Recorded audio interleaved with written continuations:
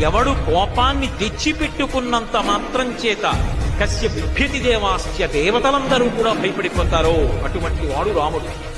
అటువంటి రాముడు రామాయణం మొత్తం మీద ఒకే ఒక్కసారి కోపమునకు వశపడిపోయాడు. ఎప్పుడు వశపడిపోయాడో తెలుసా? రావణాసురుడు స్వామి హనుమ మీద పుంఖానుపుంఖలంగా బాణాలు ప్రయోగించాడు.